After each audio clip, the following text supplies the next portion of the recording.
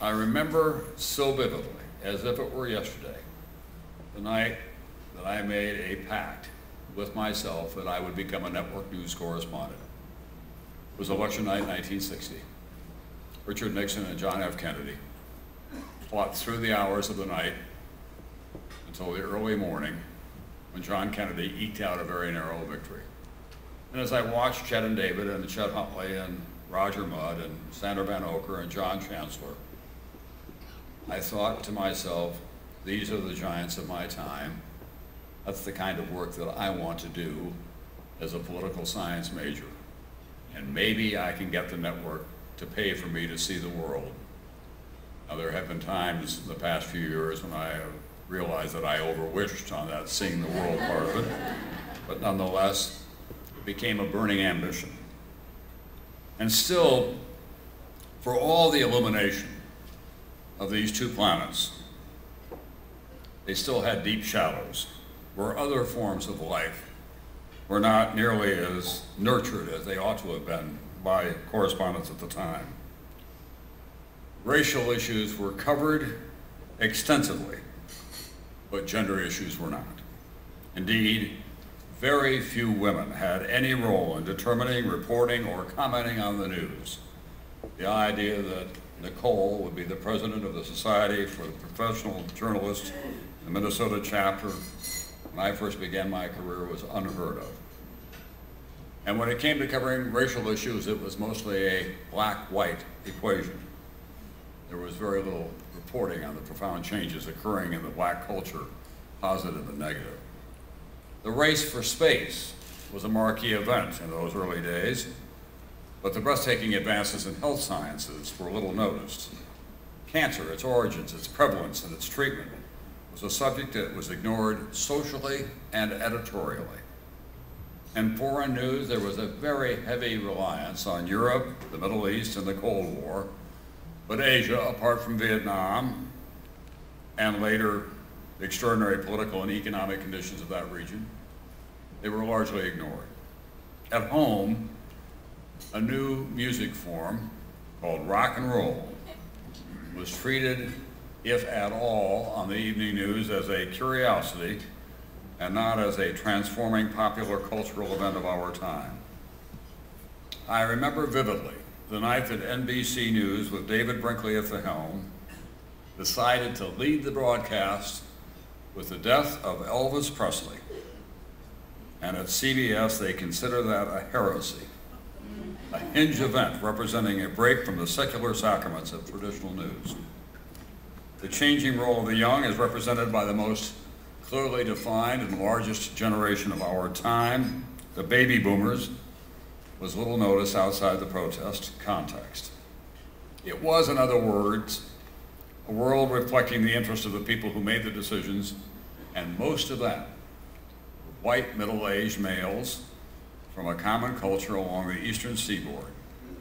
They were serious professionals of unquestioned integrity and intelligence who understandably reflected the sensibilities of their time and place. I had no problem with that. I expected to be one of them one day. But now back to the future, I said 9 years ago. Were I a teenager in South Dakota in the year 2001 when I gave this speech, I would have access to 3 full-throated networks. At that time, 3 full-time cable news channels and a local news channel as well, 2 financial cable channels, 3 sports networks, a history channel, a biography channel, 2 cable channels broadcasting public policy discussions all day, every day, a wide-ranging public broadcasting system with its own evening news, and an award-winning documentary unit. I would probably watch the BBC News as well at 10 o'clock at night in South Dakota. I took for granted when I made this speech that I would always have a newspaper at hand. With a keystroke, I said I could call up more than 150 websites devoted exclusively to news and information. I could read the New York Times before leaving for school and check out the box score from my local newspaper, from my high school team's basketball game and my participation in it the night before. But 9 years ago, I still did not see the conditions that bring us to this trying time that we find ourselves in today. I don't know how many of the traditional forms of journalism that we have all grown up with will survive, and in what form.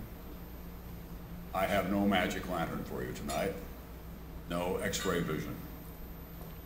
The economic model for newspapering, as I need not remind this audience, is about as encouraging as the gas mileage on a Hummer, especially during this very unsettling time.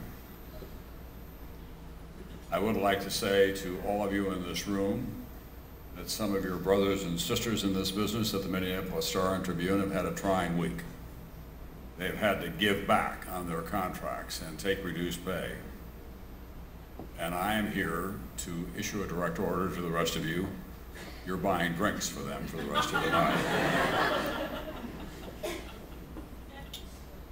I've been spending a lot of time thinking about the delivery of news and the economic model. I have never been at a stage in my long professional career in which I have found so much uncertainty about how this will be resolved. Will we have a combination of electronic outfits and some form of print in a reduced form? Certainly we can say, by looking into the rearview mirror, that we made grievous mistakes. The most serious mistake that we made at the beginning of the IT era, the place of cyberspace in our lives, is that we allowed the young pioneers in that business and the users of it to proclaim to the world and persuade themselves and those people who were using it that information is free. It is not free. It's expensive, and it goes well beyond the salaries that all of you represent in printing a newspaper, sending photographers, and getting distribution processes in place, whether they're trucks or trains or automobiles. We were much too slow to respond, I think, as a profession and as an industry, to the challenge that inevitably was coming our way. We were much too unimaginative when we did finally begin to realize what we were up against. And we stuck far too long to our conceits and our conventions. I can't claim that I was prescient, but when I first began to realize what Microsoft was up to and Bill Gates, I made a point of getting to know him. And he invited me to Seattle to talk about maybe we had some common interest. And so in conjunction with my bosses at NBC, we began a kind of steady courtship of him, and we finally invited him to come to New York, and we arranged to have MSNBC as a joint enterprise. Bill, for all of his foresight, thought at the time that the website would be the dominant partner.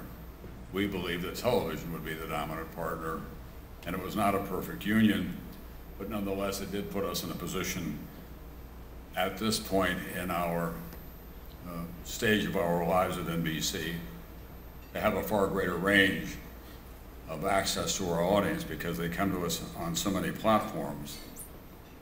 But it was an imperfect arrangement. Now, at the print level and even at the broadcast level, we're in danger in too many instances of going on life support. We have a great generational divide, not just about the delivery of the news, but why journalism is important and how journalism can affect lives. So it is about that tonight that I would like to spend a little more time. 3 weeks ago, I was at Ole Miss in Oxford, Mississippi, for a seminar on racing journalism. And for most of you in this room, I must tell you there was no worse place in America in those days than Ole Miss. It was the citadel of racism in Mississippi. It was a white boys' school where they denied a native Mississippian who'd served in the Air Force by the name of James Meredith